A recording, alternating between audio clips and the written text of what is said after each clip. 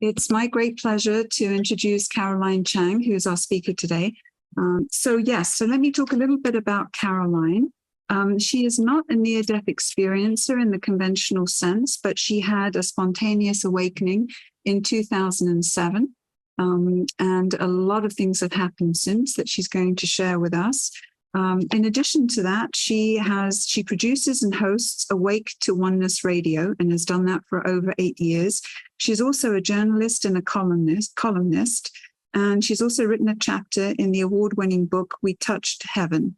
I'd like to just go ahead and hand it over to you, Caroline, and please take it away. Welcome. Thank you, Angie. Thank you so much. Thank you so much for having me.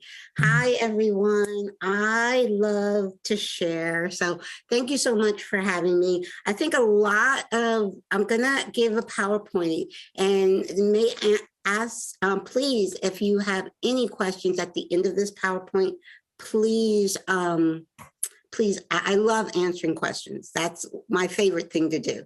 So I'm going to go now to share my screen.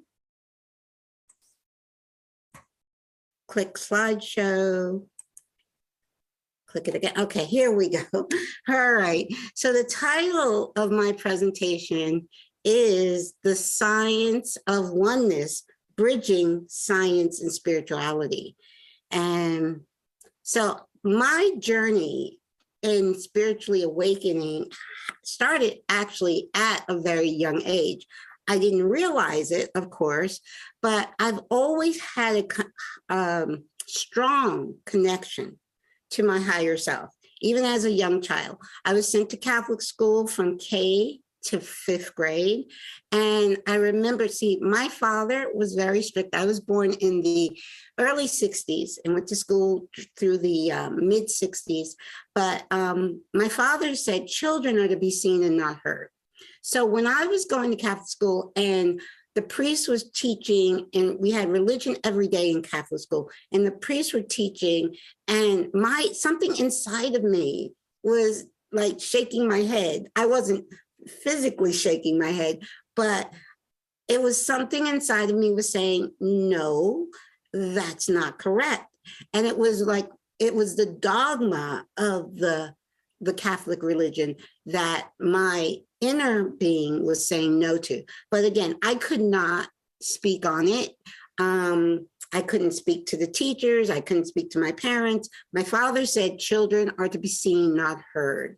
So I said to myself as a young child, well, when I grow up, I am going to really investigate what truth is, because I don't think adults are telling me the truth. And I didn't feel like they were not telling me the truth deliberately at that age. I just felt they didn't know the truth. And my inner being was saying, something totally different. So I always had that strong connection to higher self at a very young age. Then when I was 15 years old, I was introduced to this book called Think and Grow Rich. Now, this was, I had my first crush, and a guy I was interested in was reading this book. And he's like, hey, you should really read this book. And now he was interested in this book because he was interested in making money, okay? Money has never been a motivation for me, not from day one. I have never been motivated by money, but I read it because I had a crush on him and he told me to read it. So I'm reading Think and Grow Rich. Now, in reading this book, it introduced me to the idea, to the concept that our thoughts create our reality. I've never heard that before. I'm like, huh? So that was my first introduction to how powerful our thoughts really are.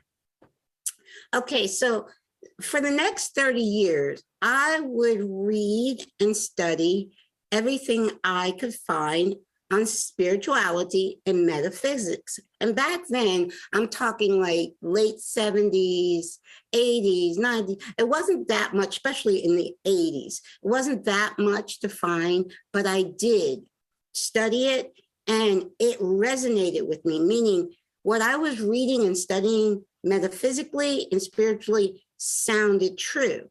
But I had a feeling that I was missing a major piece, one piece. And my higher self was saying, you're missing one thing.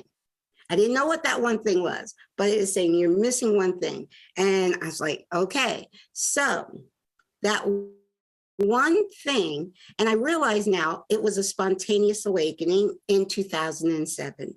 And my spontaneous awakening in 2007 was inspired by a documentary film about quantum physics. I had really never even heard of quantum physics. I'm like, what is this all about? What the bleep do we know? And I actually bought both, the original and this Down the Rabbit Hole, which really is just the extended version. You really just need, if you want to see everything, just buy Down the Rabbit Hole. It has everything. But so when I watched this film, it was an eye-opener for me. And it was all about science. Now, there was one statement, one sentence that inspired my spontaneous awakening.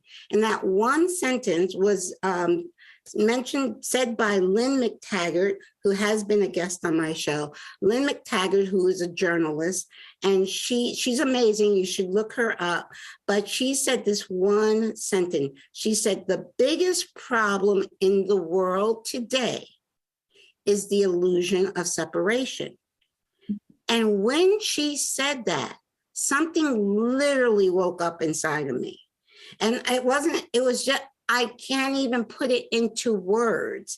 It was a true awakening from within, that what she was saying was true, that all of humanity's problems come from the fact that we believe we are separate. Okay, so I learned about quantum entanglement. Quantum entanglement is meaning that everything, every atom is entangled. Matter of fact, Einstein called this spooky action at a distance, meaning if you separate atoms that were once entangled, and no matter how, the distance doesn't matter. If one of those atoms turns one way, the other atom is going to turn at the same time a different way, the opposite way. They're entangled, and distance doesn't matter. And all particles, everything is entangled. So I learned about the unified field theory, which basically is what I just said. Science has proven, now this is not a theory. Science has proven that everything is interconnected and interdependent. There is no separation. There is only one, and that one is all connected.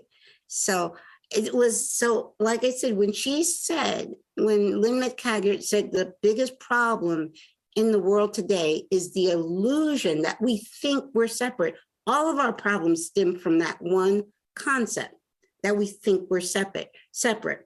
The universal truth of oneness is when you look another person in the eyes and you know that that person is not separate from you, and you know that person is not separate from God, all that is. My terminology for God is all that is. So that is the truth. When we know it, not just believe it, there's a difference between believing and knowing. We'll get into that in a little bit. Another key to my awakening happened when I was in 7th grade. When I was in 7th grade science class, we were studying atoms, and my science teacher said, nothing is truly solid. When he said that, I was like, what's he drinking? What's he smoking? What's he talking about? Nothing is truly solid. We know if you put anything under a high-powered microscope, what you see are tiny particles moving. We call these particles atoms. We see that these moving particles are not touching. So whatever the piece of wood, whatever it is you have under that microscope, you see it's not solid because the building blocks are not even touching, the atoms are not touching, and they're moving. So that tells us something else too. That tells us that everything has life. Everything has movement. We think of it as being a rock or a piece of wood as being, an inanimate object, but it actually has life within it because you put it under a high-powered microscope and you will see the moving atoms. Now, later on, I learned, not in 7th grade, but later on, I learned that an atom is 99.9999% empty space, meaning even the building blocks of what we call matter are not even solid. So that is why it really what I understood more once 2007 when I saw the movie, the film, What the Bleep, I understood now more what my science teacher was teaching me in 7th grade. The visible light spectrum, our human eyes can only detect, with our eyes, we can only detect 0.035% of what is actually around us, what's surrounding me right in this room. I can only detect with my eyes 0.35%. This is just, the visible light spectrum, and that little sliver towards the middle is what we can see. We can't see gamma rays, we can't see X-rays, we can't see ultraviolet rays, infrared rays, and on and on and on and on. These things we know are around us because instruments can detect them, but our human eyes cannot detect them. Okay, dark matter and dark energy. Okay, if you look up at the night sky, science has proven that 74% is dark energy, we can't see. 22% is dark matter, we can't see. Then there are gases, intergalactic gases is 3.6%. What we can actually physically see with our eyes are the stars and the planets and things of that nature is 0.4%. Again, it kind of goes in alignment with what I was just talking about the visible light spectrum. So there's so much we cannot see. And how many times have you heard a person say, if I can't see it, I don't believe it exists? So if a person says, if I can't see it, I don't believe it exists, that means they're saying that 99.96% of what is actually around you, you don't believe exists. And this is science, okay? Now, again, I'm gonna go back to our human senses. Our human senses, we have 5 human senses: sight, hearing, taste, touch, smell. With our 5 senses, now we talked about sight before, but now if we put all the senses, all 5 human senses, science is saying we can detect maybe 0.4% of what is actually around us with our 5 senses. So again, that just goes back to, if I can't hear it, if I can't see it, I can't touch it, taste it, I don't believe. And that's, so many people live by that. So many people live in this bubble of human senses, and they don't believe it unless they can verify it with their 5 senses, which they can't. It's not, our bodies are not built to detect that. Now, I had mentioned earlier, knowing, there's a big difference between knowing something and believing something. Okay, let's talk about that difference. Okay, when you believe something, you're believing it's something that you heard, you read, you learned, you studied, and it gets, planted up in the brain. So it comes from the things that you believe comes from your mind. We also call that intelligence. Our intelligence comes from those 5 human senses.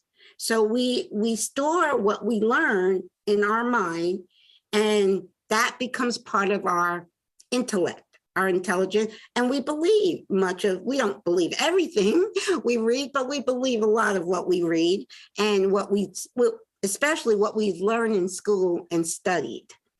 So now where knowing comes from a different part of the body.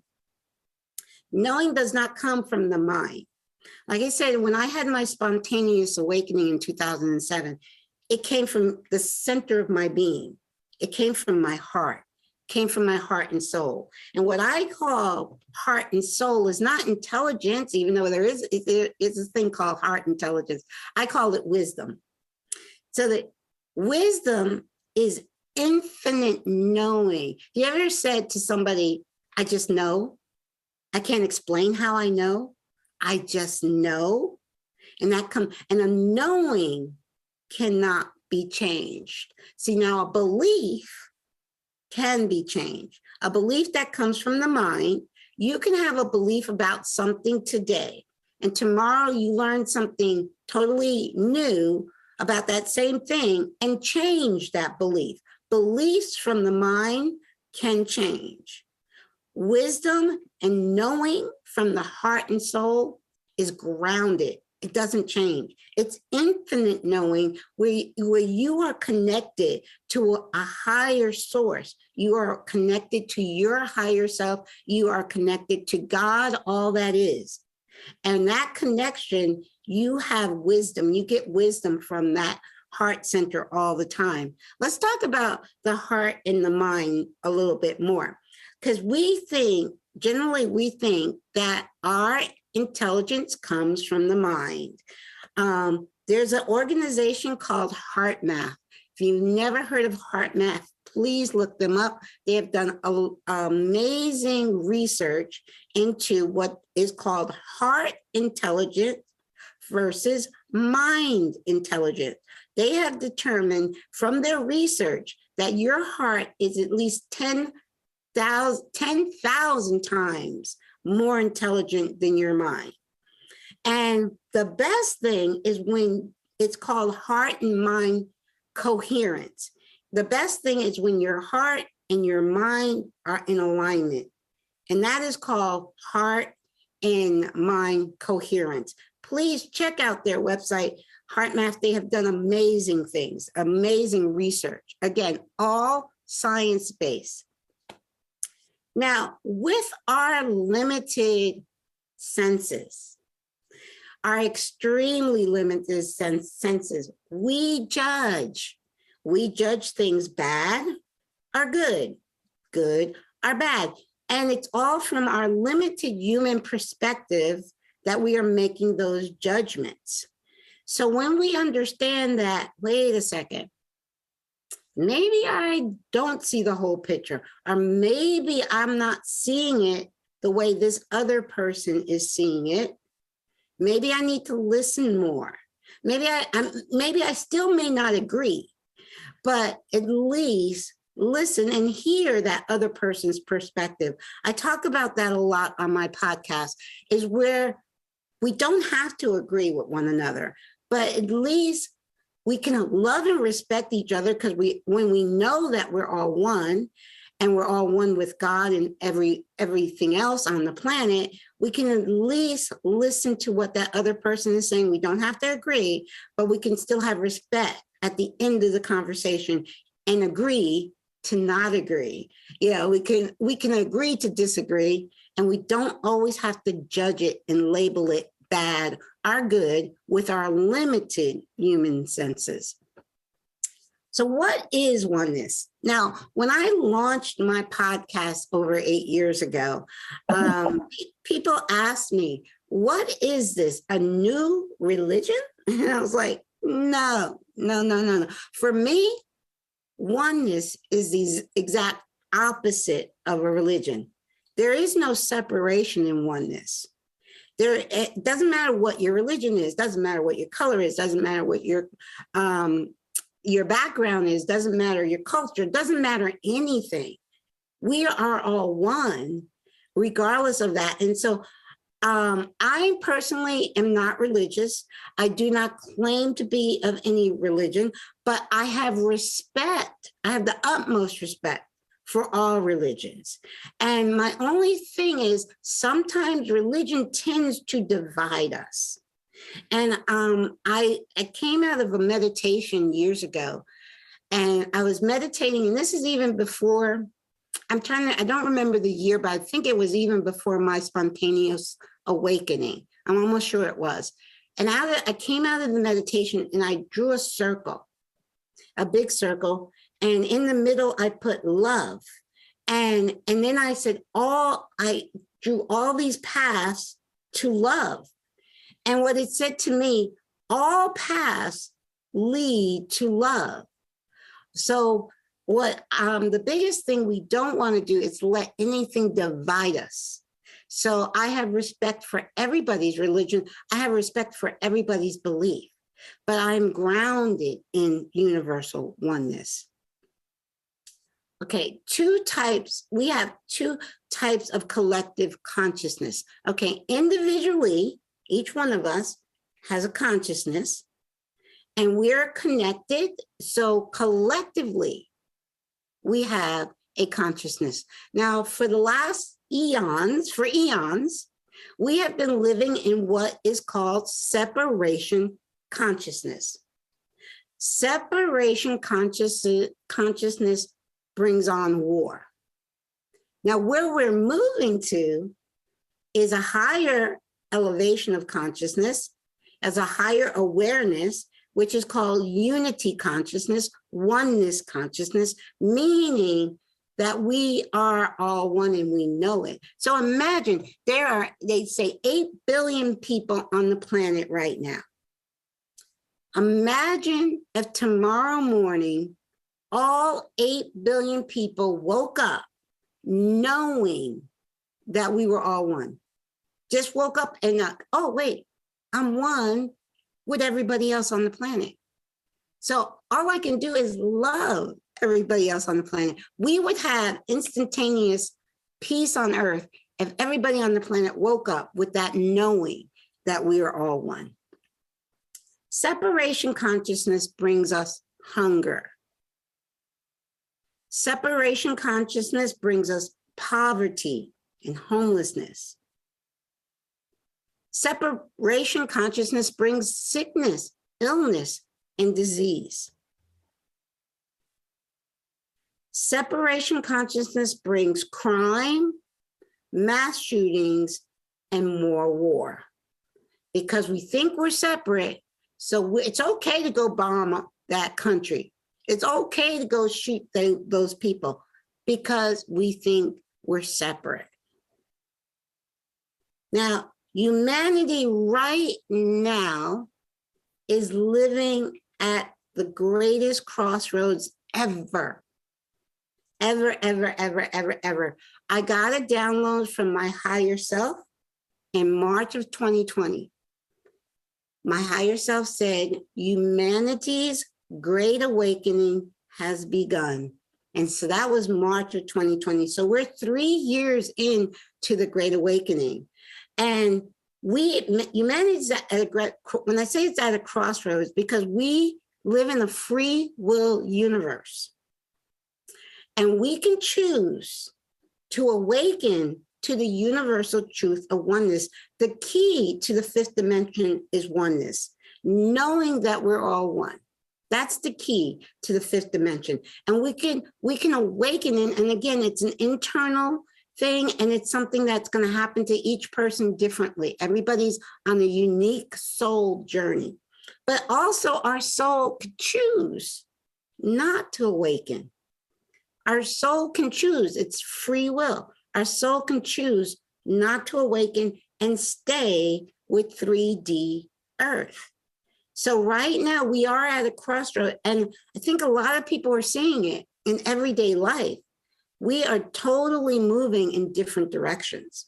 And I'm not one to say predictions. I didn't think, actually, when my higher self told me in March of 2020, humanity's great awakening has begun, I thought by now we'd be done with I'm like 3 years in it, but I think we're in the midst. I really do. I think there's going to be a lot of change this year, but I'm never one to make predictions.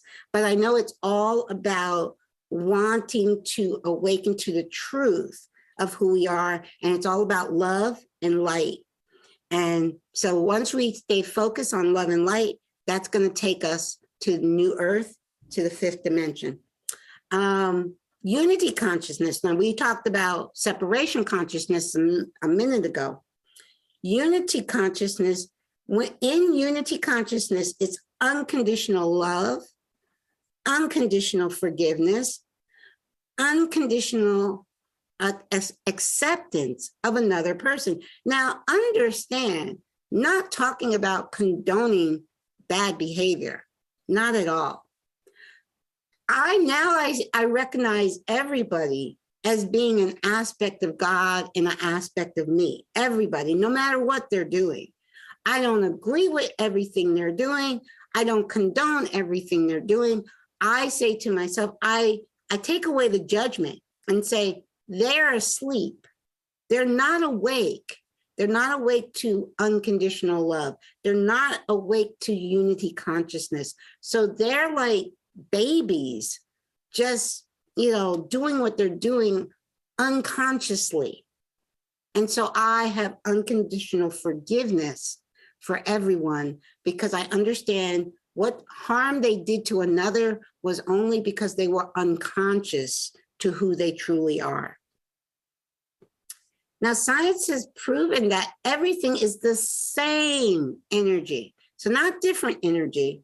Everything is energy vibrating at different frequencies. So the difference is the vibration.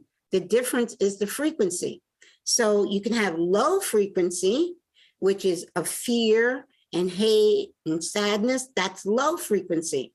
And then you have high frequency of unconditional love and gratitude and all beauty. All of that is high frequency. Now, science has also proven that high frequency, the high frequency of light, is 10,000 times more powerful than the low frequency of fear. So I'll say love and fear, because I believe everything we do either out of love or we do out of fear. And the high frequency of love is 10,000 times more powerful than the low frequency of fear.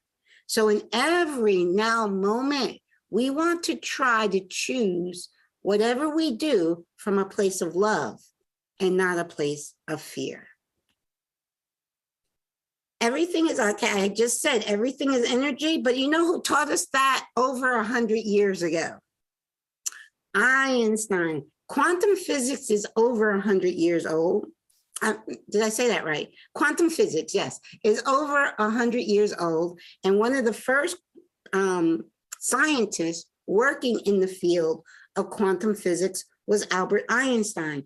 Einstein said everything is energy, and that's all there is to it.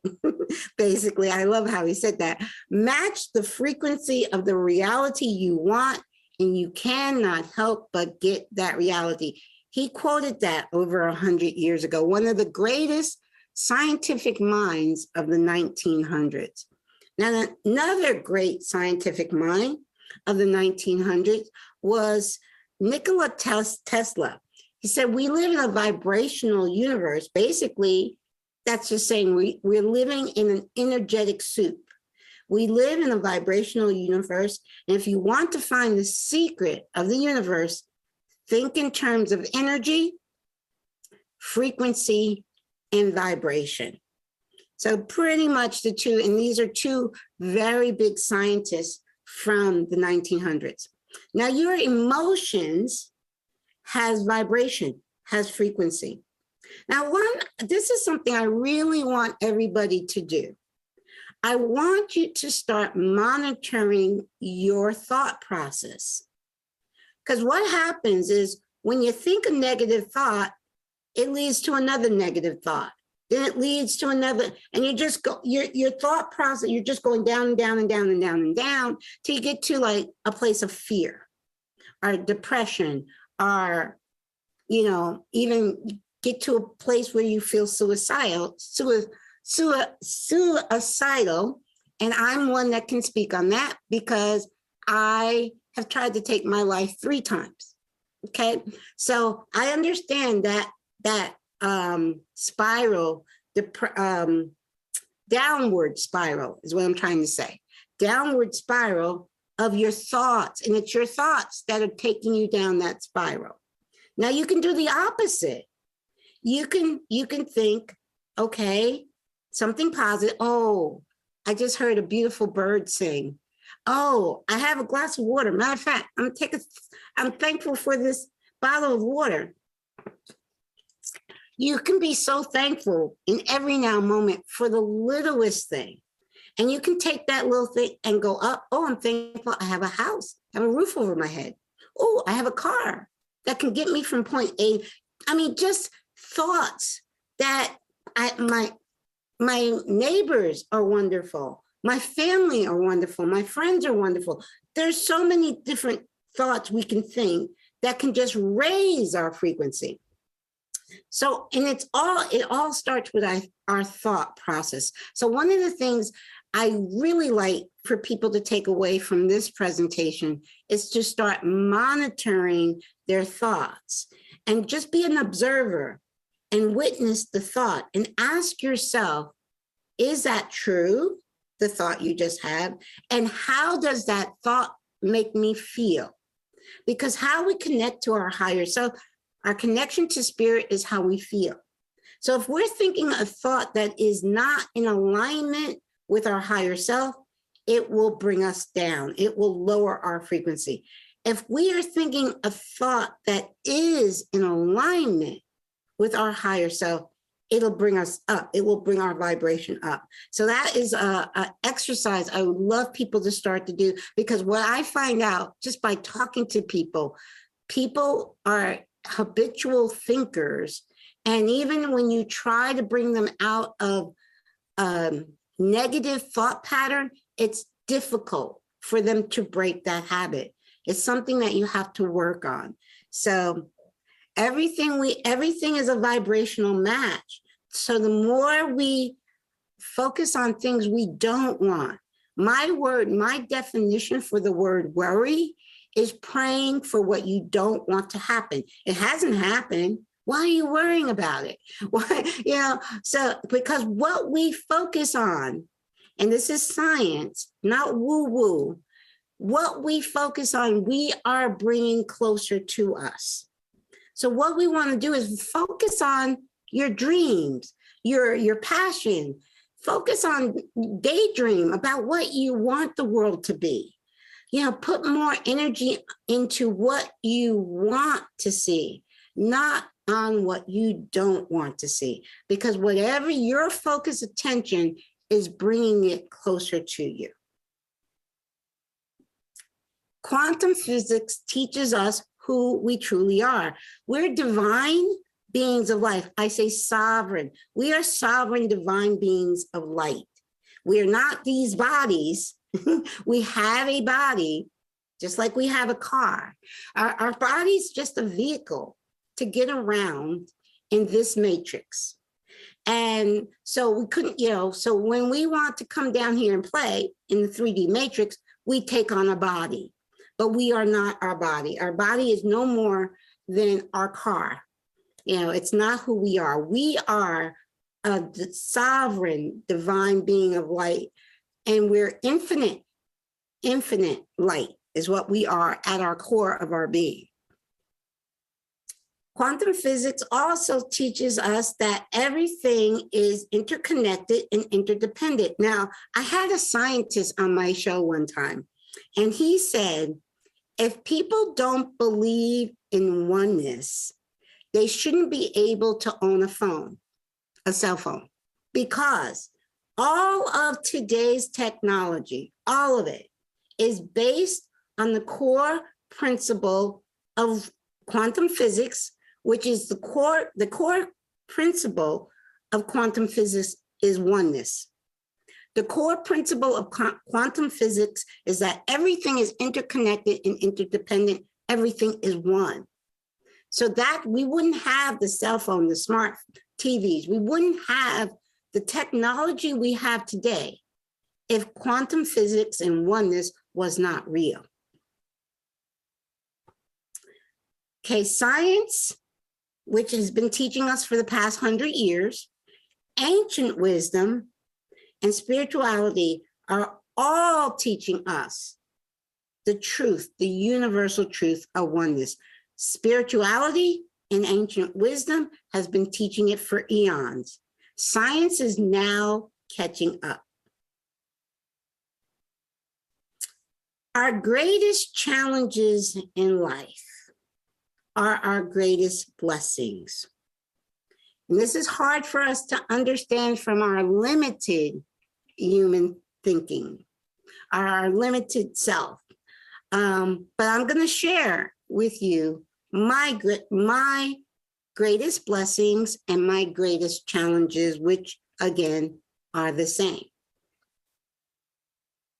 My journey with my son, Kyle.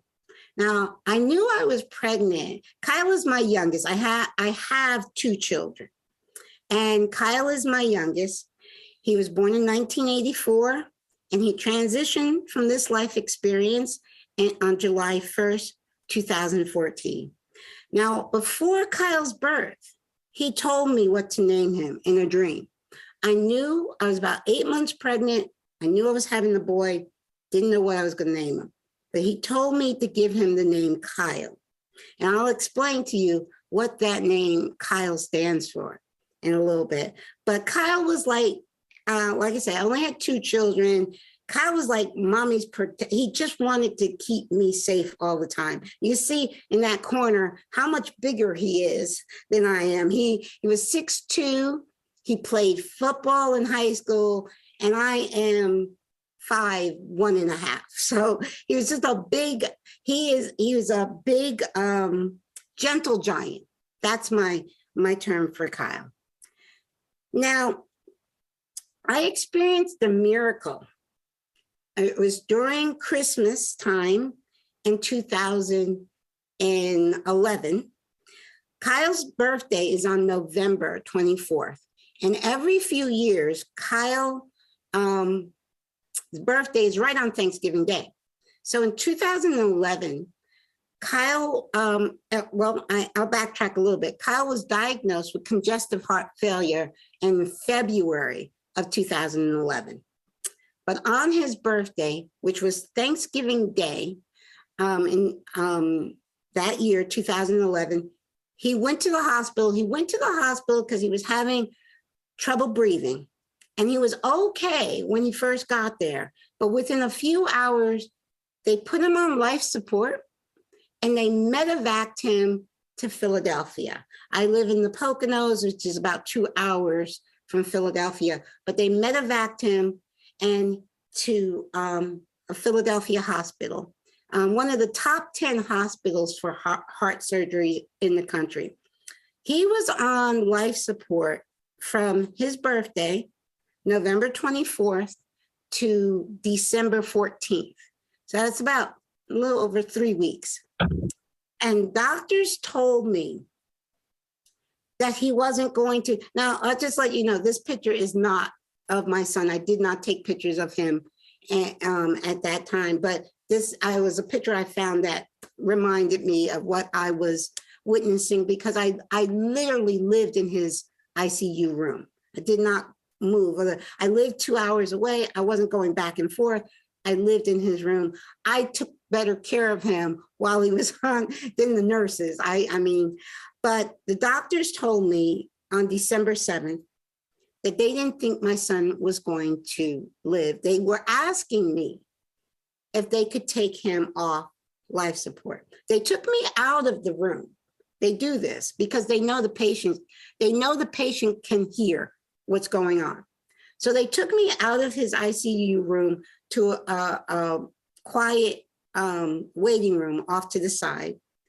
And they asked me Could they take him off life support? They didn't think he was going to live. I said, no. I said, no, no, no. Now, this is what I was thinking.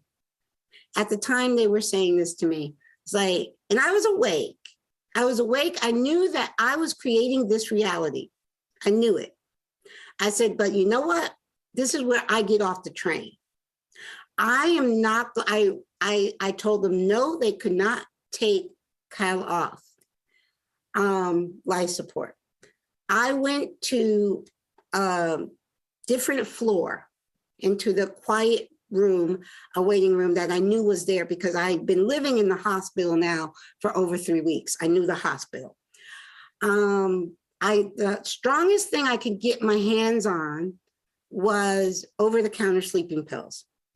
I wrote a suicide note. I said, I am not going to bury my son.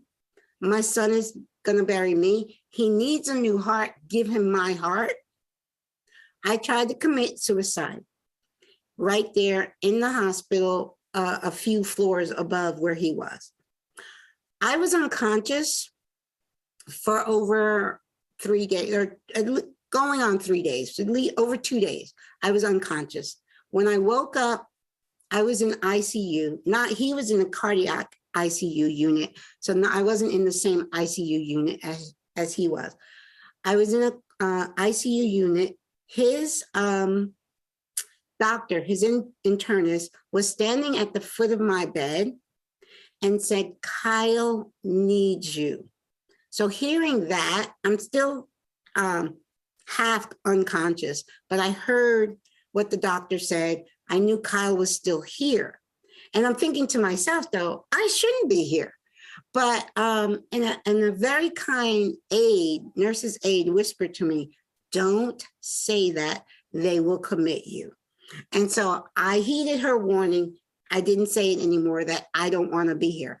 But anyway, so a week after they had told me they wanted to take my son off of life support, I now am a patient in the hospital. They have me on 24-hour suicide watch, meaning they have a nurse aide with me at all time. Even if it's a male nurse's aide, I had to leave the bathroom door open if I was going to the bathroom or if I was taking a shower. I was on 24-hour suicide watch. They allowed me to come visit with Kyle for about an hour a day. And the last time I had that supervised visit, it was December 14th. So a week after, they had asked me if they could take him off life support. He's still on life support. I whispered in his ear. I said, Kyle, please get better so we can both go home. That night, Kyle pulled himself off of life support. It was a true medical miracle. The doctors were in shock. He pulled out the ventilator, he pulled out the feeding tube, and his vital signs were perfect. The same doctor that had said to me, Kyle needs you, at the foot of my bed, that same doctor said to me, it was like he was never even sick. His vital signs were that perfect. It was a true medical miracle. I write about that in detail in a chapter called We Touch Heaven. And from that miracle, I brought Kyle home on December 30th, 2011, the day before New Year's Eve. I thank God. I said, God, I don't know what's going to happen tomorrow, but I will never, ever stop thanking you. And I have never stopped thanking God from that moment. And Kyle did transition 2.5 years later. Kyle transitioned in the same hospital on life support. This time, I didn't get a second miracle, but I was at complete peace when Kyle transitioned. I was at complete peace because I knew it was a soul plan that he and I had made together before my birth. I knew it was his soul's time. I believe that it might have been his sole time to go in 2011, but I believe he stayed for me because he knew I had work to do. And he's like, she's not ready for me to leave yet. I'm going to stay a little bit longer for her to get ready. And I knew that he wasn't going anywhere. I knew there was no such thing as death. I knew he would always be with me. I have physical proof. I'll go on. We'll get to that next. Okay, like I said, and when Kyle transitioned, I knew I wanted a reading with a medium, but I never looked for one. And I said, I launched my podcast, Awake to Oneness Radio, 6 months after Kyle's transition. And a guest of mine's recommended Suzanne Giesemann, who most people in IANDS know who Suzanne Giesemann is, but this was back in 2016. I didn't know any mediums, didn't know anything about mediumship. But I invited Suzanne to be a guest on my show. After she was a guest on my show in May of 2016, I said to myself, that's the medium I want. And I said to her, just put me at the bottom of your list. I want a reading with you. So a week before Kyle's birthday, again, this in 2016, again, Kyle's birthday falls right on Thanksgiving Day. I had contacted Suzanne a week before Kyle's birthday. And I said, Suzanne, I am thinking a lot about Kyle. His birthday's coming up next week. And she said, I'm going to do a reading for you on his birthday. I said, Suzanne, that's Thanksgiving Day. I don't want to take you away from your family on Thanksgiving Day. She says, I was instructed. She's also a channel. She was instructed by her channel, her guides, Sanaya. Sanaya instructed her that she was going to do a reading for a mom that has a son in spirit on Thanksgiving Day. Now, she got that message from Sanaya before she got my email. And when she got my email, she knew that I was the one she was going to do that reading for. Now, what happened during that reading was amazing. And it knocked her socks off and it knocked my socks off. So I'm gonna play some audio files for you. So you're gonna hear 3 different audios. So now we're at the beginning of this reading and Suzanne is inviting Kyle in. You go. And then when we really lock in the connection with him, then you ask him any questions you want. Okay? Oh, All right, so here we go.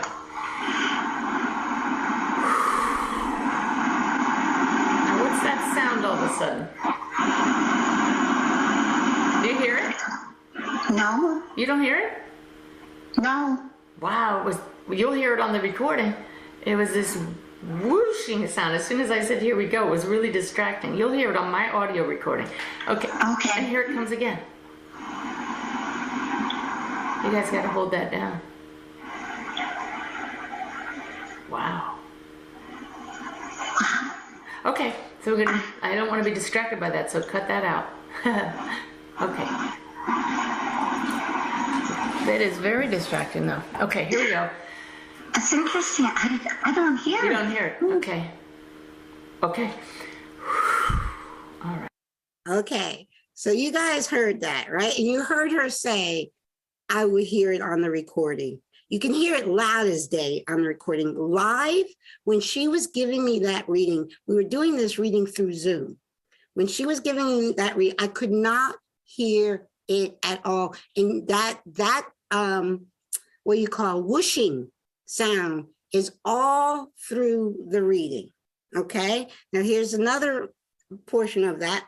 Now, I never told anyone how Kyle exactly transitioned, what caused Kyle to transition. I never told a soul. She could not read that anywhere. Everybody knew that Kyle had a heart problem and Kyle needed a new heart. Everybody knew that. But that wasn't the direct cause of Kyle's transitioning. And I never told a soul. You will hear Kyle tell her in this next video. In this next audio. That's how that feels. There's a little bit of trouble breathing and the word embolism comes up. Okay. And let's go. this feels like he's trying to show me some things that may have happened at the end. I don't normally hear embolism, but they may have had some problem with clots. Yes. Yes. You did? Okay. Yes. Wait till you hear this sound. I've never heard it coming through my computer. It's a vibrational thing. And he says he's doing it. He's messing with the electronics. Well, you can cut it out then. We got you. Unless you want to give us some electronic voice, EVP would be awesome. Never heard that. Okay. Oh, wow. I heard a sound there. It might have been your laugh, but it gave me the image of a very small, white, fluffy dog. Do you have a fluffy white dog, or you've had one? Had one. She's crossed over. Yeah, well, he's holding her like this. And so she's fine, Mom. And so am I. Okay, so in that audio, she said embolism. Kyle, at what caused Kyle to transition, they did do what they call a bridge surgery to try to get him to, he didn't have a transplant, but they did a bridge surgery to try to get him to a position where he could get a transplant. And the surgery went very well. But a week after the surgery, embolism from being on blood thinners and all of the stuff that was going on with him, an embolism burst in his brain. That is what actually caused him to transition. I never told anyone that. So Kyle told her exactly what caused his transition. And you heard my dog, Coco. You can hear Coco's bark clear as day before she says, I'm seeing a little white dog. You hear the bark. So both Kyle and now in this next audio, you have to listen closely. You're going to actually hear my son Kyle's voice from spirit. And just says that he knows that you would do anything to have him back, and you would even be just to be with him. But he says you still have a lot of work to do, and you're doing it. But it also feels like, I know he's saying that you feel like you're not doing enough. And he says, chill out, Mom. Okay, you hear, there's a spot in there where you actually hear him say doing it. And here's the thing, Suzanne did not hear that. 2 days out, when I heard that, I emailed Suzanne. I said, Suzanne, listen to the tape right in this spot. When she heard Kyle's voice saying doing it, she said, holy, I won't repeat it. But in that, see what happened. And she also mentioned electronic voice phenomena, EVP, which I had never heard of. So when she had said that during the reading, I had no clue what she was talking about. Now, Suzanne does hundreds and hundreds and hundreds of readings.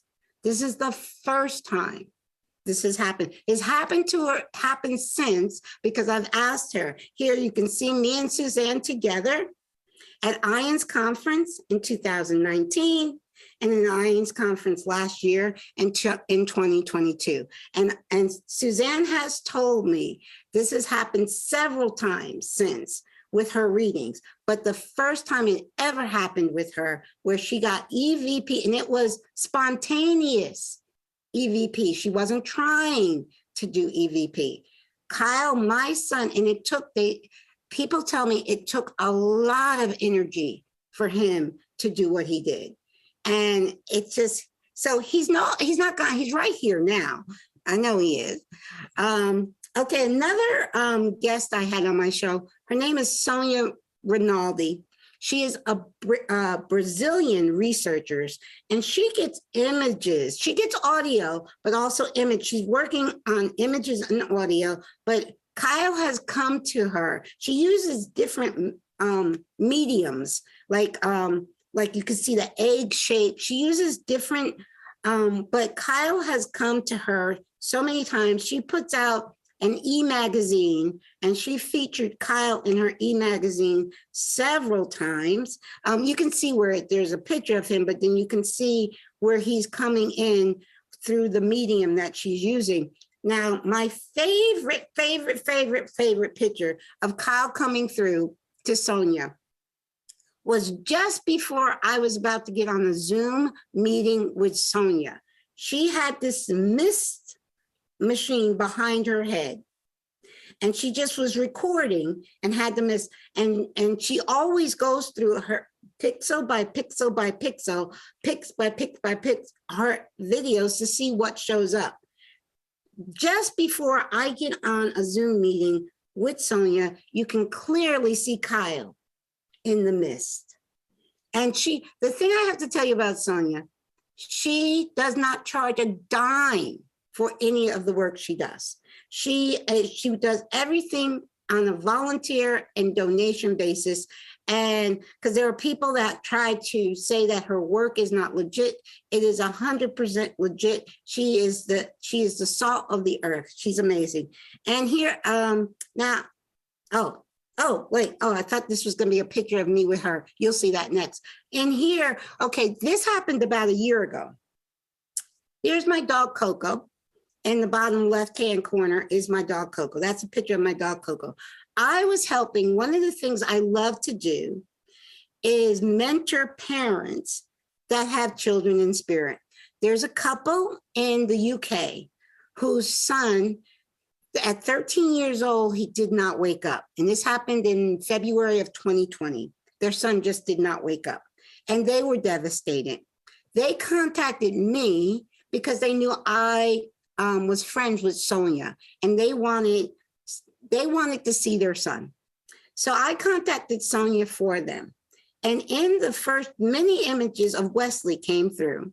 But in the first image that came through with Wesley, you see Wesley with a dog. And so Sonia's asking the dad, whose dog is that? And the dad's like, I don't know. And then when I looked at it the next day, that's my Coco. You heard Coco's bark from my reading with Suzanne Giesman.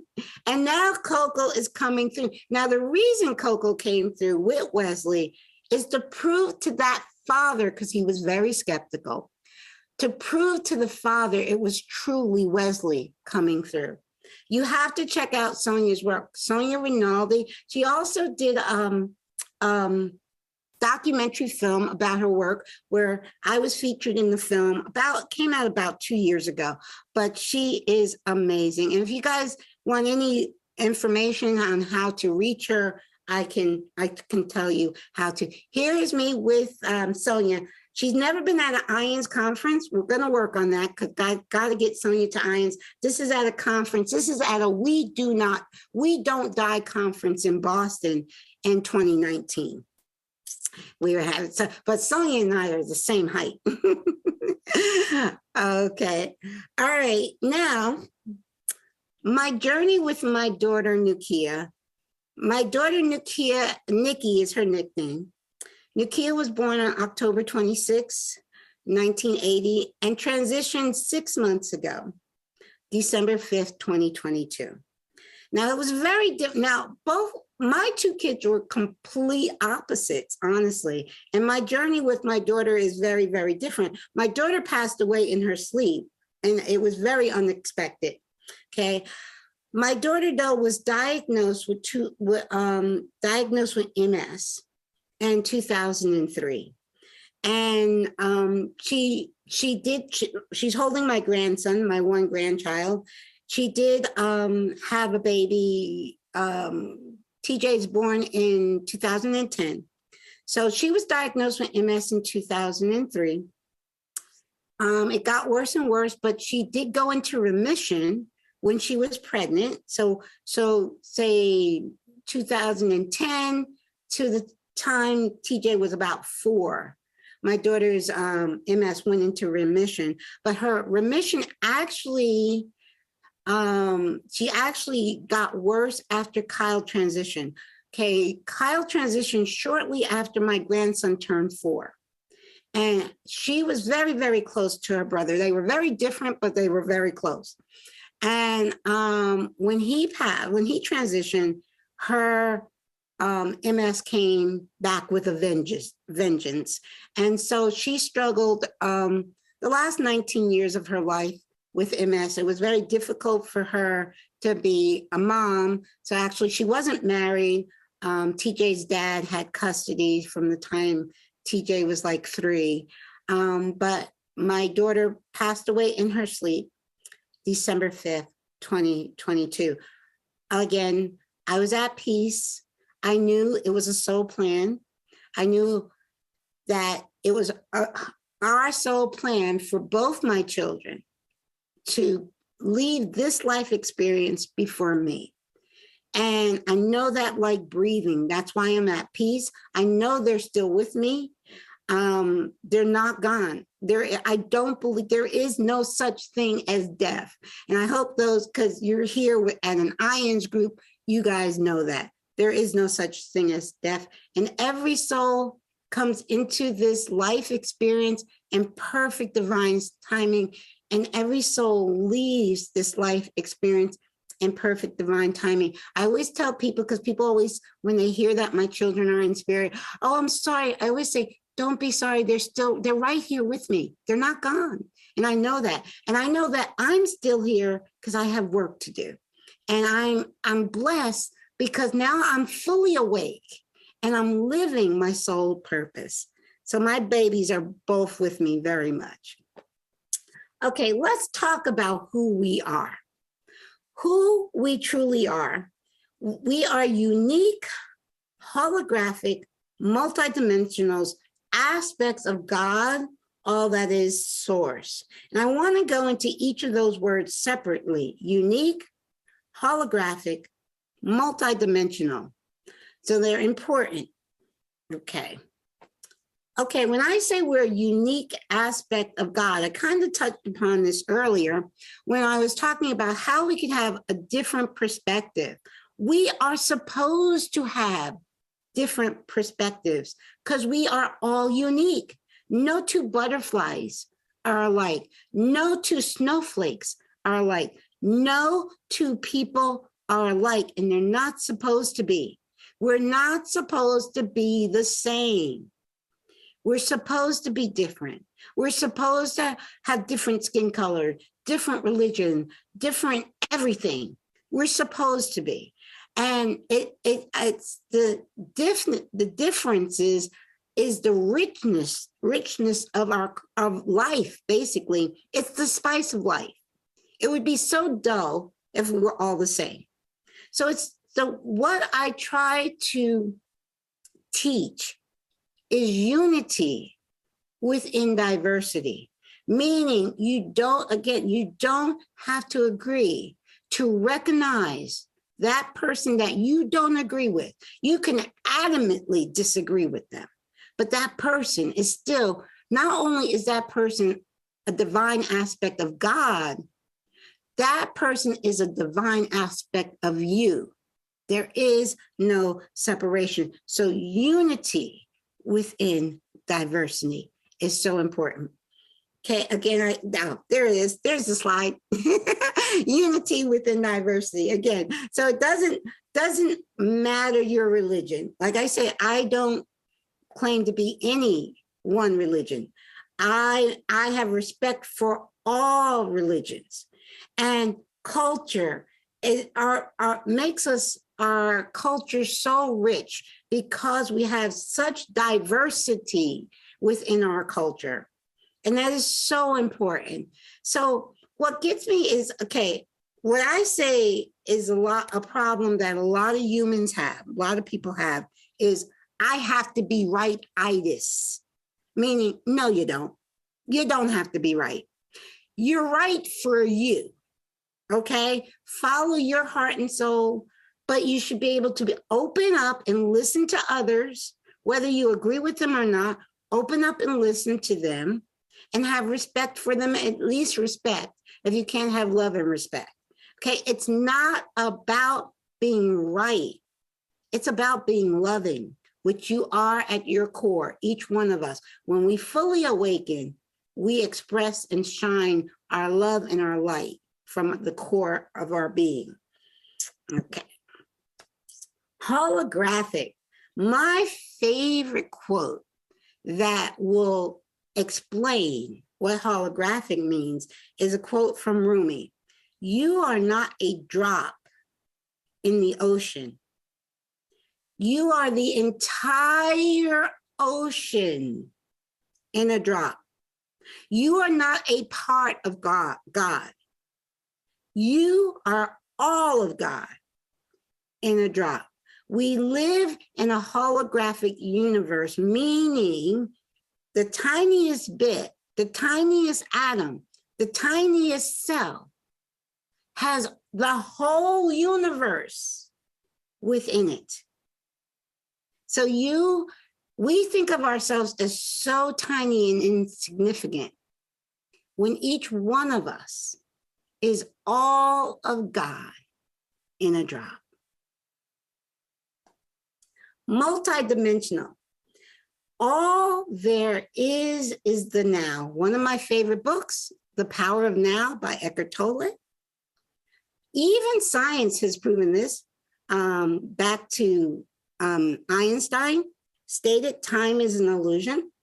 But not only that, more recently, the scientist Stephen Hawking, who passed a few years ago, he proved scientifically that all there is the now. He proved that the now does not only affect the future moment, this now moment also changes what we call the past.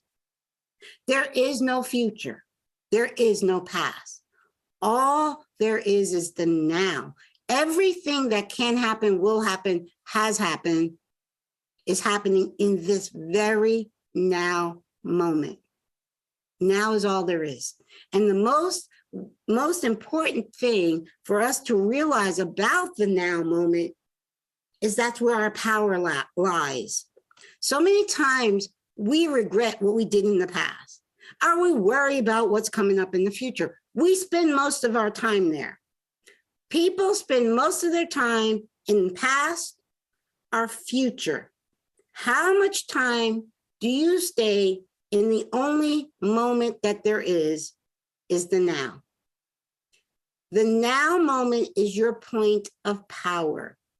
You can't change what you did in the past.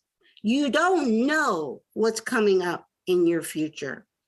All you have is this precious, precious, precious now moment. And now in this now moment, you want to do the best. You want to raise your frequency. For me, it's about staying in a state of gratitude in every now moment, knowing that every now moment is a blessing and being thankful and looking for that blessing in every now moment. Your power lies in the now, not the past, not the future, but the now. Okay, science has proven, this is recent science as well. Science has proven we live in a simulation. Now, we live in a virtual reality. Science has proven this. We already know that nothing is solid. We don't live in a solid world. Everything is energy. And science has proven, I call it the 3D matrix. We're living in the 3D matrix. And now they have these things which I've never used.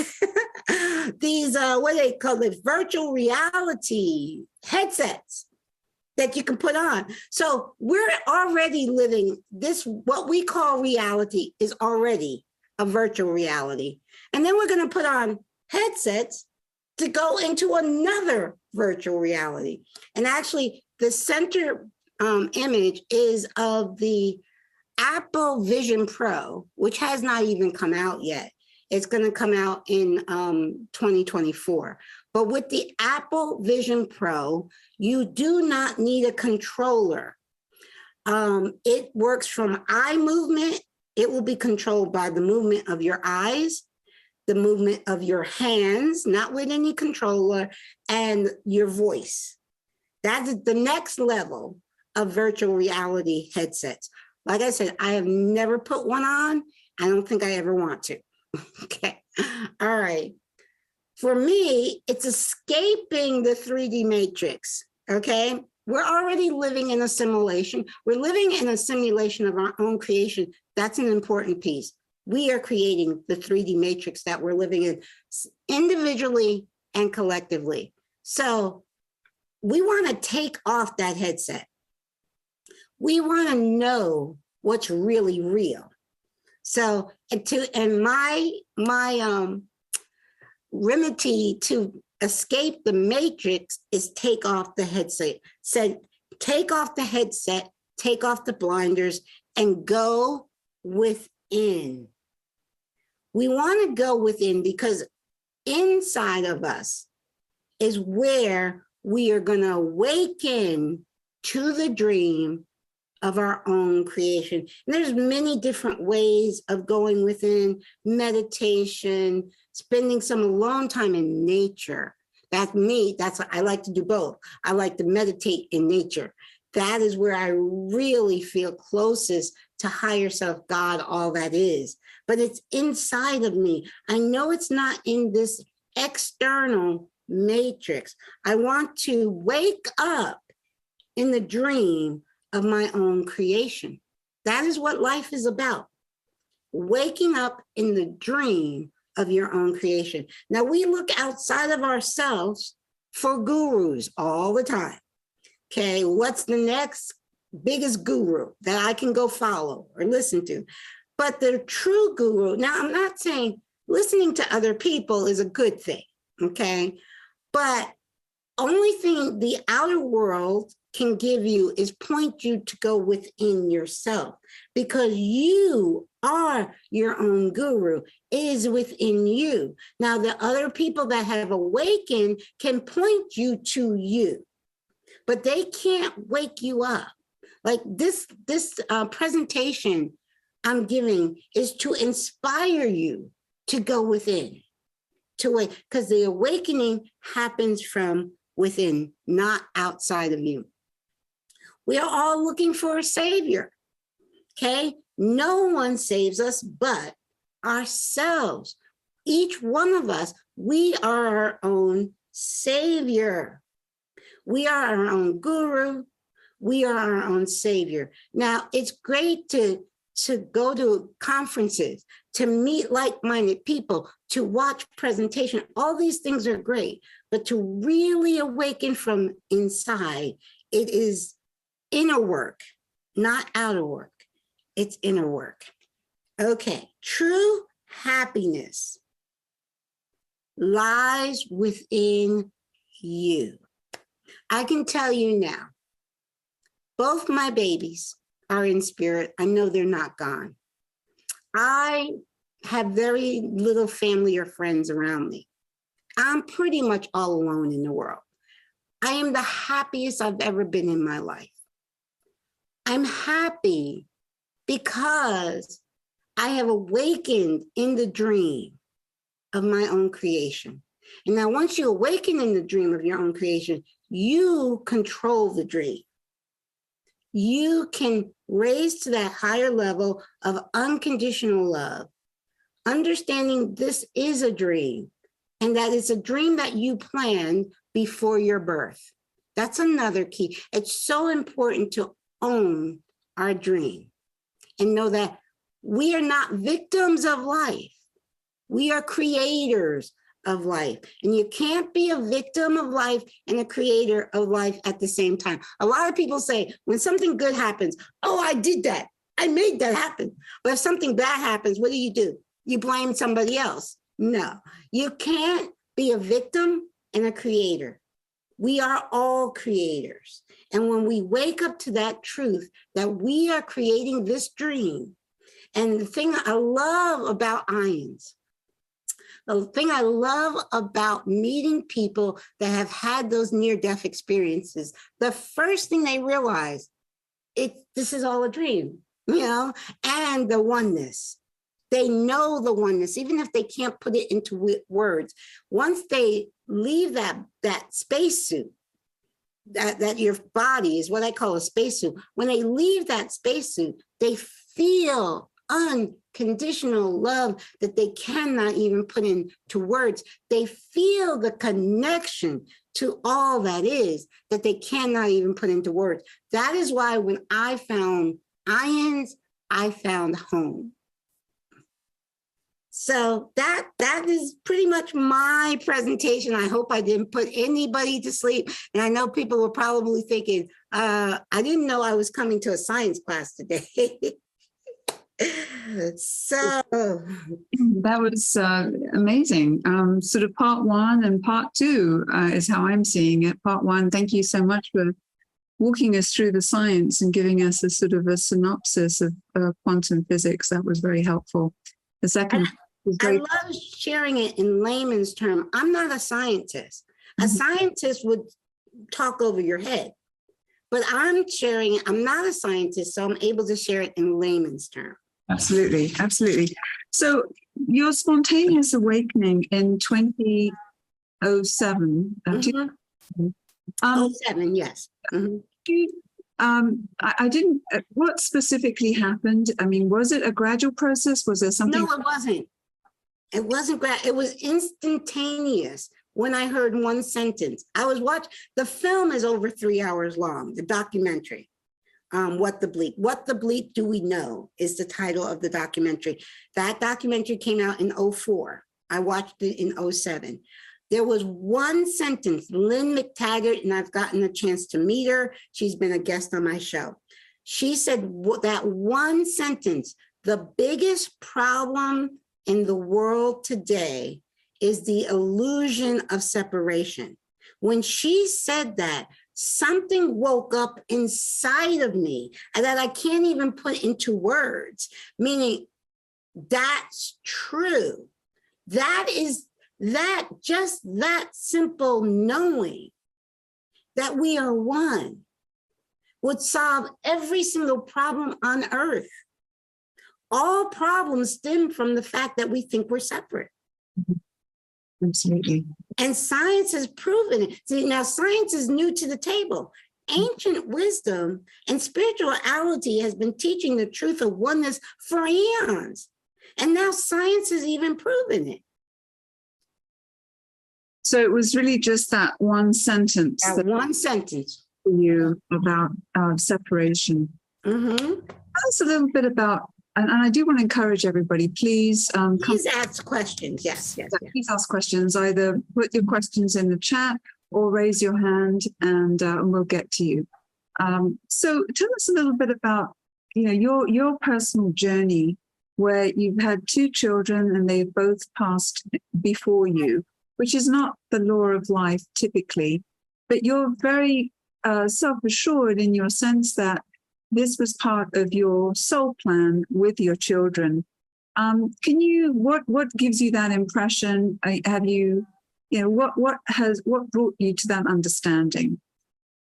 Pretty much the awakening, because I've tried to commit suicide 3 times in my life. I told you about the last time, okay? Even when I was trying to take my life, when doctors told me my son wouldn't live in 2011, even at that moment, I knew I was creating this reality. I knew that this was, but I was saying, I know I'm creating this. This is exactly what I was telling myself. I know I'm creating this, but I'm not going through it. I'm getting out of here. That is what I basically said. I'm not burying my son. My son is going to bury me. I'm out of here. I also knew I'm going to have to go through this again because I didn't finish it this time. So I was like, because suicide is not an escape. I know that. I was like, I'm going to have to, but I was in that hospital alone. No family, no friends. I was in that hospital alone as they're telling me my son is dying. I went through it twice because the same thing happened in 2014 when he did pass. Still in the hospital for a whole month alone. Okay. So when I say that awakening in 2007, which is hard to put into words, gave me the understanding of life. But even as I had that understanding in 2011, I tried to kill myself. You get me? So it was that miracle. See, Kyle was helping me there because I think 2011 was one of his exit points. We have more than one. Kyle knew I wasn't ready to do the work I came here to do. And if Kyle had passed in 2011, I may not have never done the work that I'm here to do. Kyle pulled himself off life support. So that miracle, I made a promise to God. So that was the moment. That day I brought him home from the hospital, which was December 30th of 2011. When I made that promise, I said, God, I don't know what's going to happen. Kyle could have passed the next day. I said, I don't know what's going to happen. I will never, ever stop thanking you for allowing me to bring him home this time.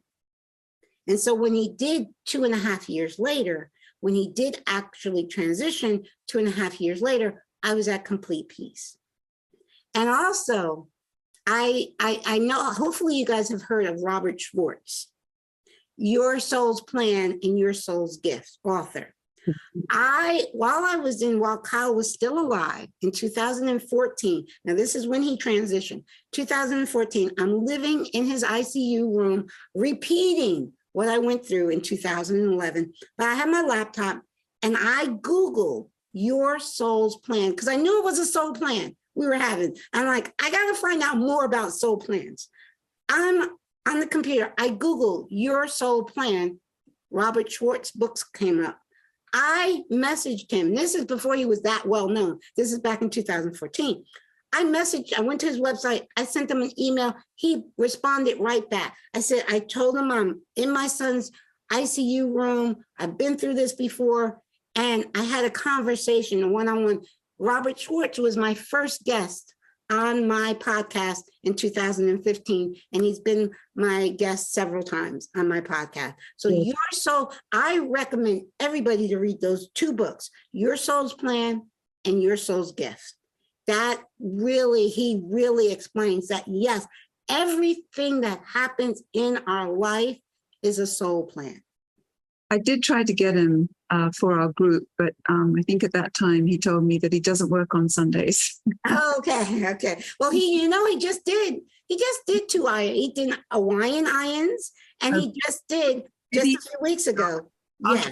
Okay. So what is, I mean, your children passing before you obviously is a huge lesson for you. So what is it that you believe is your plan, is your purpose? Well, let me say this. I was blessed. I was so blessed to be awakened before their transition. I was awake even when I was going through what I was going through in 2011, I was awake, but wasn't ready. I was like, no, I'm not going through this. But then, so when Kyle did transition in 2014, I was at complete peace. Then my daughter transitioned 6 months ago. I was at complete peace because I knew it was part of the soul plan. And my mission is to help parents that have children in spirit. That's a big part of my mission. That's kind of what I was doing with that couple in the UK whose son had transitioned, and I connected them with Sonia. I do mentoring. I always offer the first mentoring session is completely free. Matter of fact, I know people that mentor, and they have said to me, the hardest client for them is a parent that has a child in spirit. It's like they can't make headway with that client because they have not gone through it. I had she's not a client, she's more of a friend. I had her, and she has a son in spirit who transitioned a few years ago from suicide. She said to me, Caroline, if you have not gone through what I have gone through, I wouldn't be able to listen to a word you say.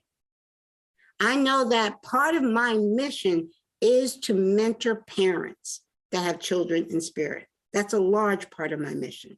So I know oneness, awakening people up to who they are, big part, but also mentoring parents that have children in spirit.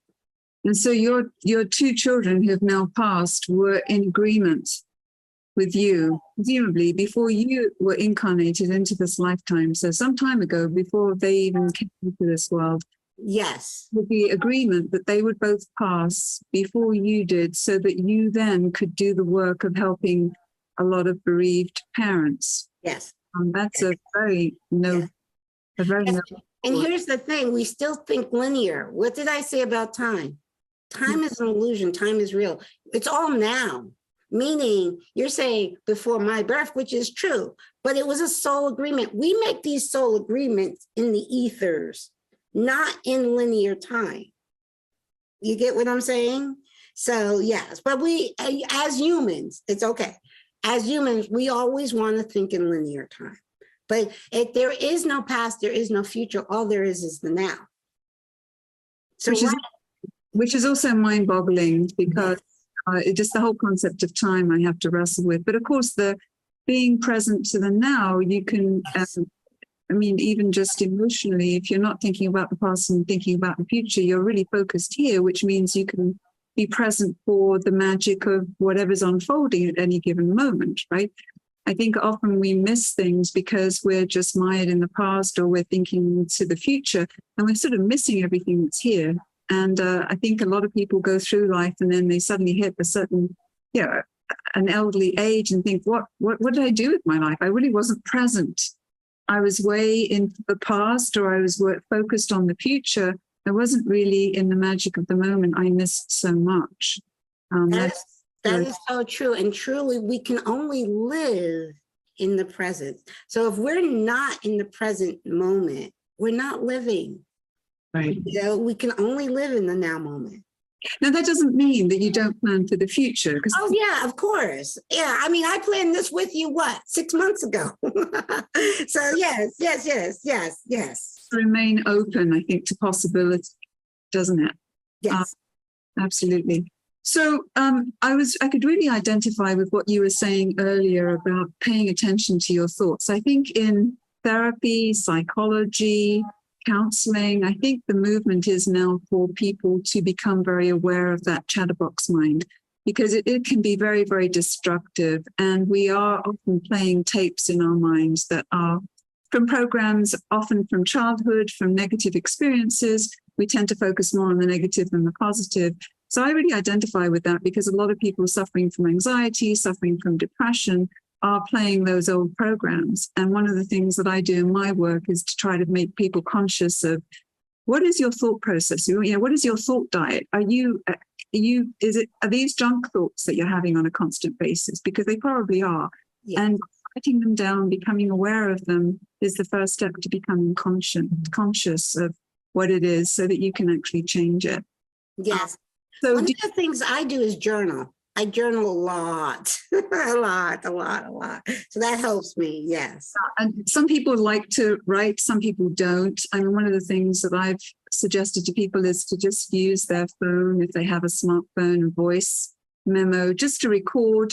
If they don't want to write things down, I tend to think much quicker than I can actually, much faster than I can actually write. And it gets frustrating that I can't read my writing. So by speaking into something, then it again, or you can just get it out. But yeah, I agree. So is that some of the work that you do with parents? You get them to try to overcome the grief by really, how do you? Well, with parents, basically, because it's all each one of them are unique. So I have to focus on what they're going through in that now moment. But I try everything, all the lessons that I just brought together in this PowerPoint, I bring to them.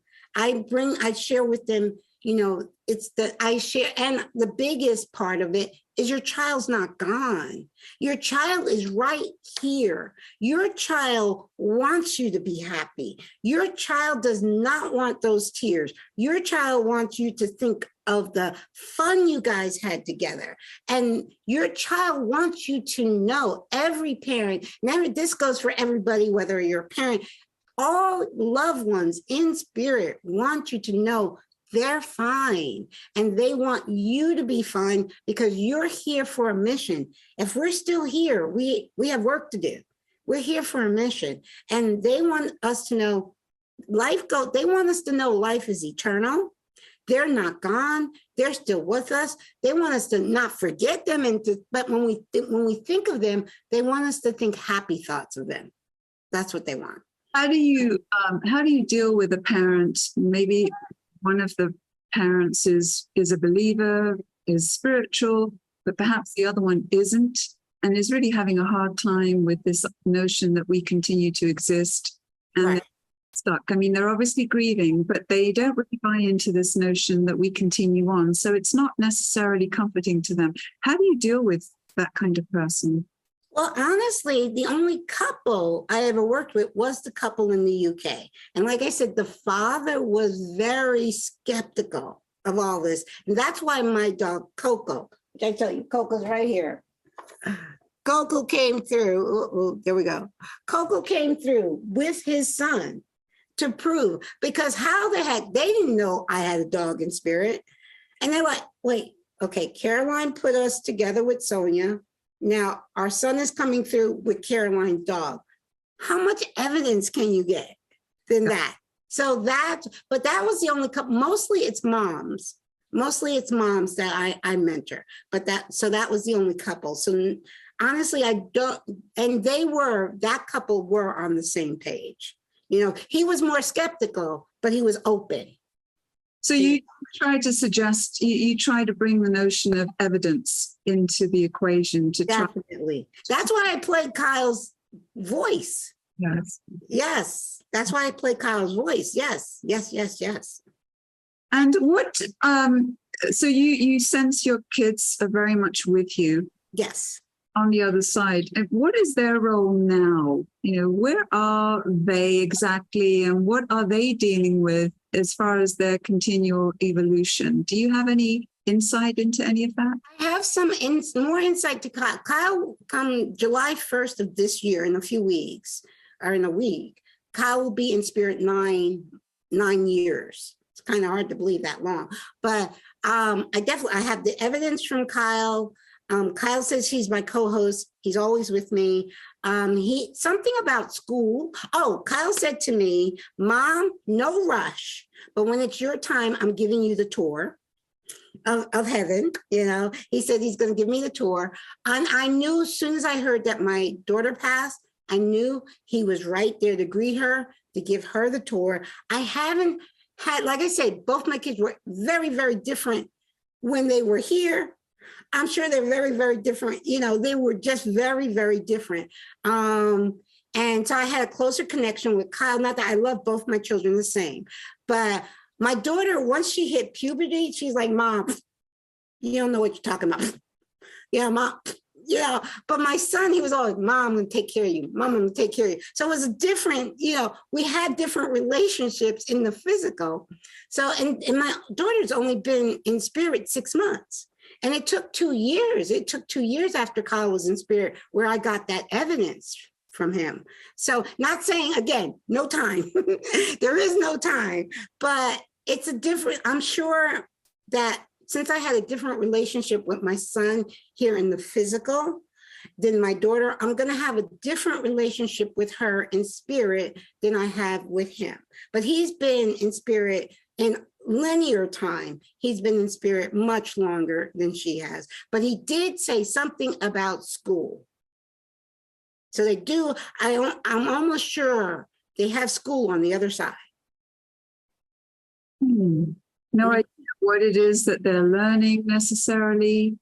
I would think maybe some of this stuff that I just taught. I would think, hopefully.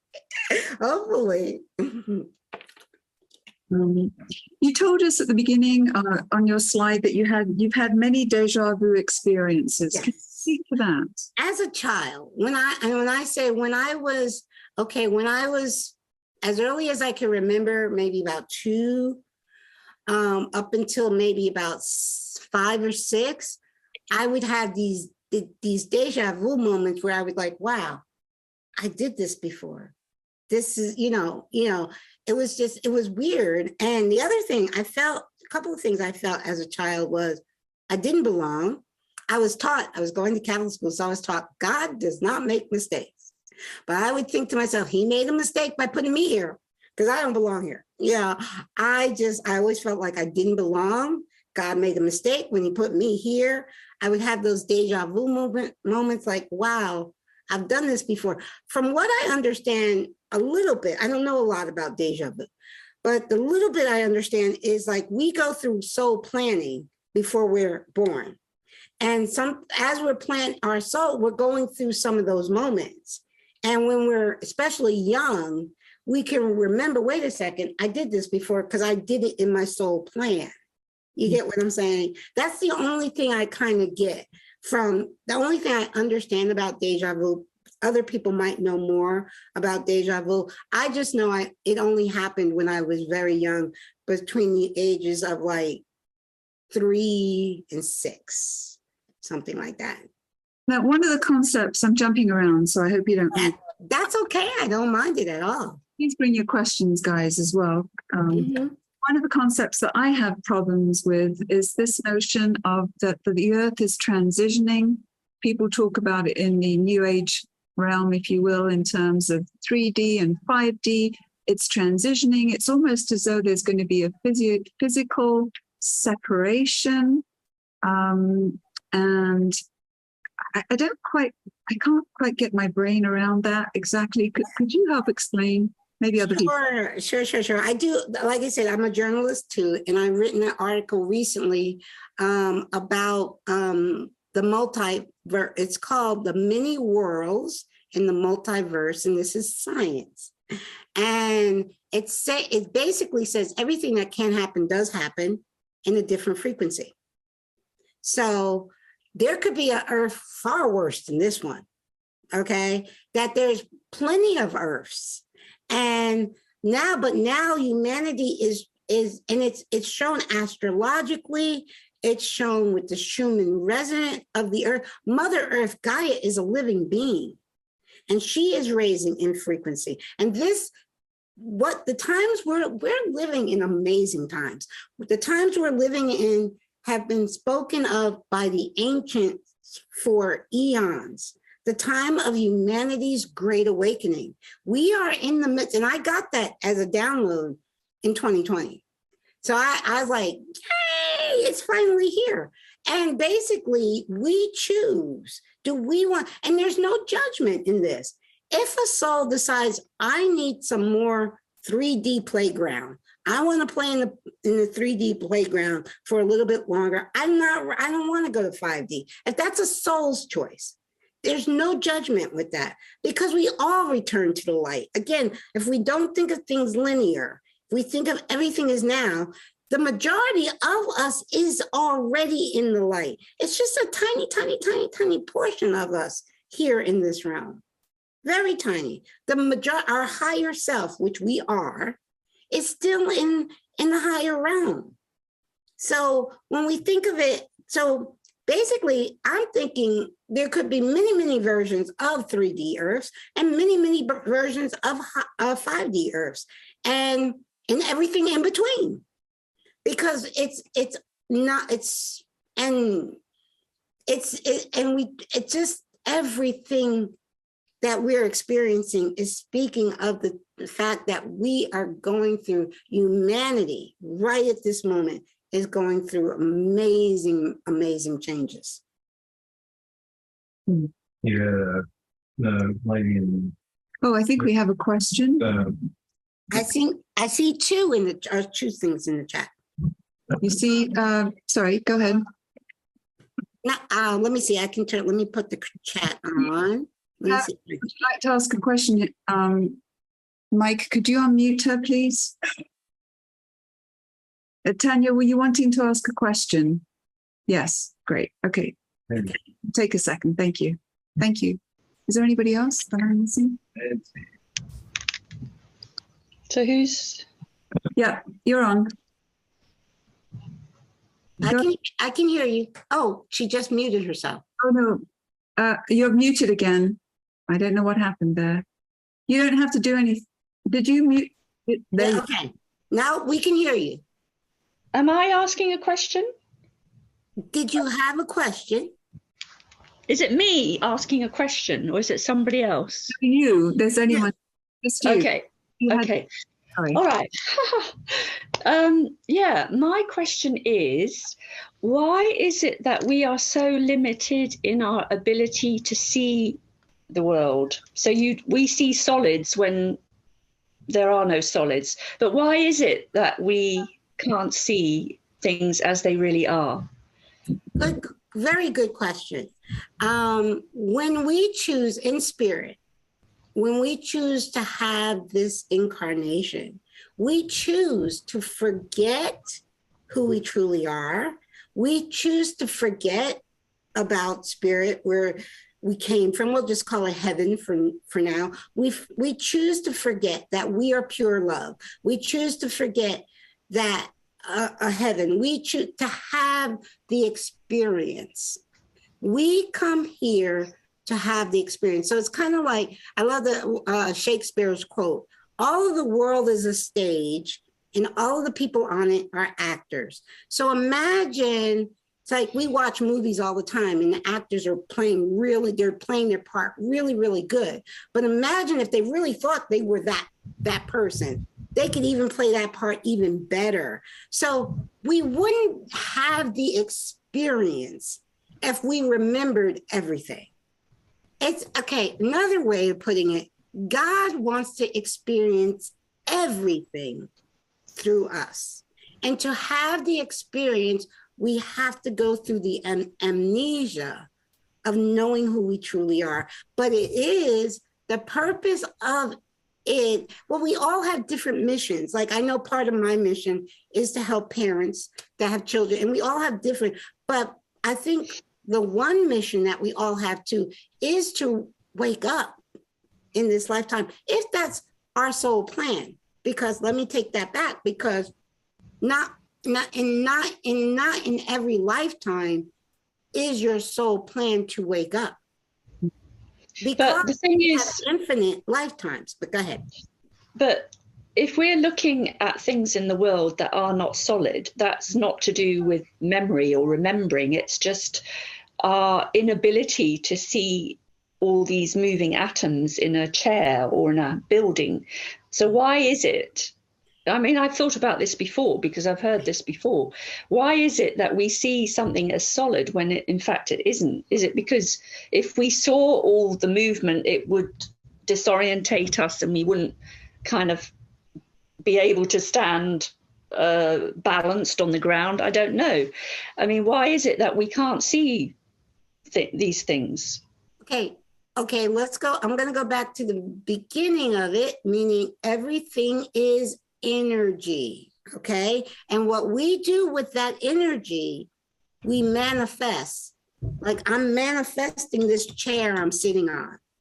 I'm manifesting this desk in front of me. So we take the energy, it's thought, everything starts as a thought and it's energy.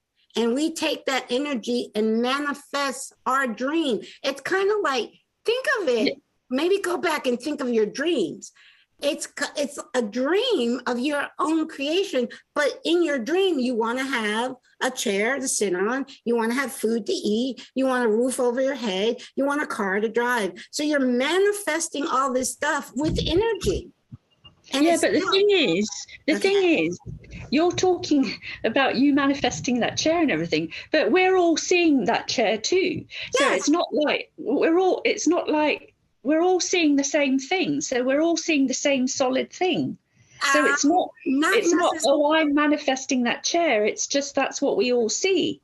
Now, so there is something in us that can't see this. Right. Listen to what I'm about to say. There's something, and police have proven this. We don't see everything. No two people see anything exactly the same. None. Police have proven this. They can take 5 people that witnessed the accident that's standing right next to each other. Those 5 people saw something completely different. You see the chair, but the way you're seeing the chair is not how I'm seeing the chair. We individually are creating our reality, and it's uniquely yours. Your perspective and what you see is uniquely you. No one else can see it the way you see it. Everyone on this meeting now, we would all be in agreement that you are sitting on a chair. We would all agree on that. We might sort of disagree on the details of the chair, but we would all be in agreement that you are sitting in a chair. Yes. And that we cannot see the movement of the chair and the atoms moving. That's what we cannot see. And I want to know why we cannot see that. Can I have a sure. You can have a go at it. Yes. I'm going to do my best. I think, Tanya, we buy into this existence. We choose potentially to come here and to have a series of experiences so that we can learn to love and so that we can grow as individuals. And I know that. I know. That's not my question. But I think that in order for that role to be taken on, this existence has to be of a certain type, and it does have to be kind of hard. But so my question is, okay, so I buy that, I understand. How is it now that we're waking up to the fact and we're able to look behind the curtain and we can see the Wizard of Oz? We're kind of waking up. So how come that's happening as part of this experience? Does that recognition and that awakening take us to an even deeper level or higher level of understanding that we wouldn't have if we just remained in the 3D existence? Exactly. So that's the question that I have as well. Exactly. That's what happened. The veil, I don't know if you heard, the veil is getting thinner between the veil between this world and the spirit world is getting thinner. That is why Kyle was able, you can hear my son's voice. That is why you can see images of my son. And it's getting thinner and thinner and thinner. I believe when we're fully in 5D, and 5D is here now, but I believe when we're fully in 5D, we can communicate with our love. The way you pick up the phone to call your neighbor, I believe we'll be able to pick up our phone and call our loved ones in spirit. And they're actually working on it. It's called the Soul Phone Project. But yes, the veil is getting thinner. And as the veil gets thinner and thinner, our bodies are changing. Our bodies are changing from carbon-based right now to crystalline, to a lighter body. We will, in 5D, we will not age. In 5D, we will choose to stay there as long as we want or leave when we want. 5D is it's gonna be so different than 3D. It's not gonna be as solid, as dense. That's it. The vibration level makes it dense. Because of the low 3D level vibration, it makes it dense. It makes it appear solid. We know it's not solid, but it appears solid because of the frequency. Now I think I got an answer to your question. It's frequency. The higher the level, it becomes ethereal and it becomes see-through. That's why spirits are like, we're light beings. We're not solid, but we have a body but the body is even changing. I mean, so much is happening right now. We live in such an amazing time. I do also think it's not just the individual that's creating the reality. I do think that, Tanya, we're all buying into this reality at the same time, so that way we can actually interact. Right. That's a soul agreement. Everything is like this meeting right here is a soul agreement. Yes. So, I think that's why we have the perception that we do. It's a complicated question that you're asking. Everybody has the solution. I trust you to come up with a complicated question. But anyway, okay. I'm trying to answer it the best I can. It's not easy. We're about 10 minutes away from finishing up, so please bring any other questions. Your general philosophy of life, then, in a nutshell, if that's possible, is that, we are energetic beings. We do choose to come here to have an experience on this plane, and there is we are music. We don't remember, and that's part of the plan, so that we can really function on this level and be fully invested. Yes. And I think you're right in that, Source has kind of sent us out, and every experience we have, I think, is recorded, the Akashic records, Yes. the idea of the life review, and we're sort of bringing it back to Source so Source can experience it. Yes. Yes. Because there is no contrast, there is no duality. There it's kind of theoretical, whereas here you get the practical experience of it, and it's very, very different. Right. You must. The duality gets us to decide, if there wasn't the duality, it helps us to decide, because it's a free will universe. So we, as God in a drop, decide what we want, but we need to see the contrast. So do we want that or no? We want that, yes.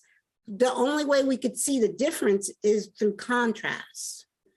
And so yes, it is. But for me, the nutshell that you said is the oneness.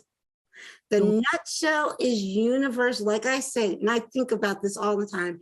If everybody on this planet woke up tomorrow morning knowing, just imagine what kind of world we would live in. If everybody on the planet woke up tomorrow morning knowing we were all one and all connected.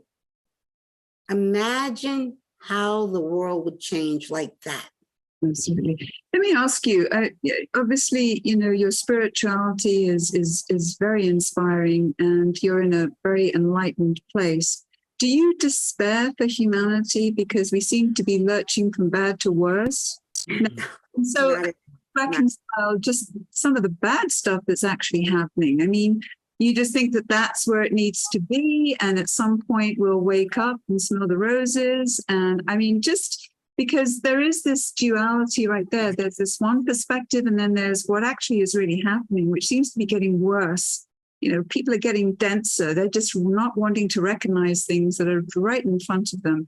So, what do you do with that? How can you live in both these worlds and still? When you understand it's not real. When you understand it's all a dream individually, like I'm creating my reality dream, me alone, what I experience. And so individually, we're creating our experience, and it's not real. It's a dream of our own creation. And collectively, we are creating the world experience. It's still a dream. Remember, I said science has proven we live in a simulation. It's not real. So when we understand that no soul is ever harmed.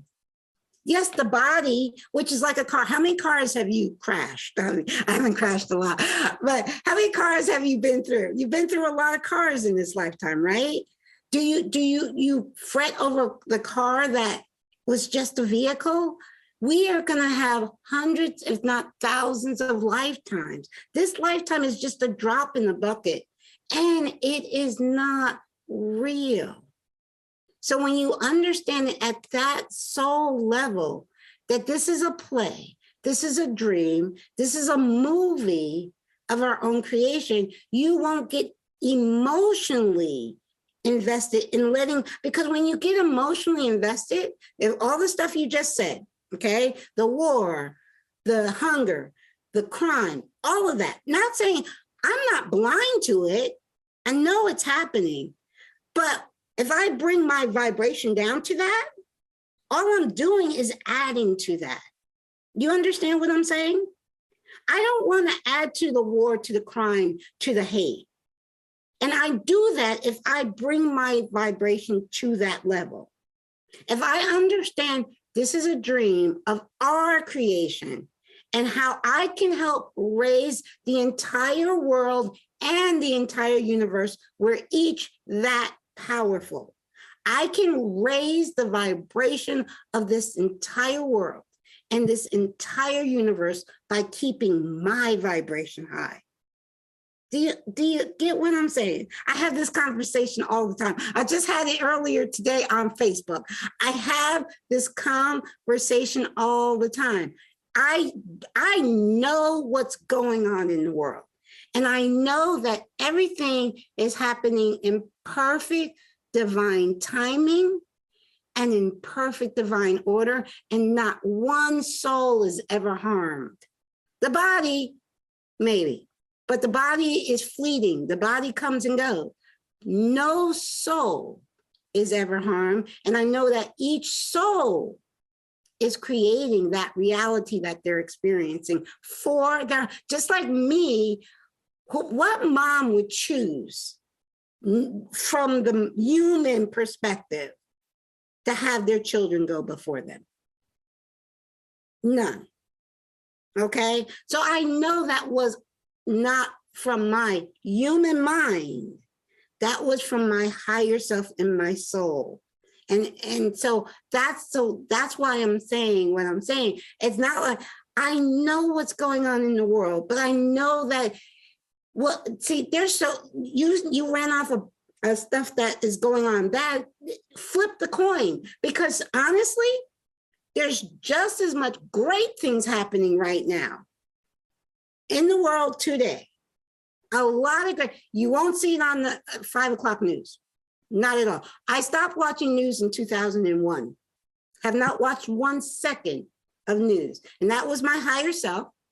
My higher self told me right after 9/11, turn off, and this is before my awakening in 07. My higher self told me, turn off that news and never turn it back on right after 9/11. And I said, why? Didn't get an answer for 11 years. That's a whole nother story. But anyway, I have not watched a second of news. I know that the news, they deliberately want to put you in a fear mode. It's deliberate. It's not accidental.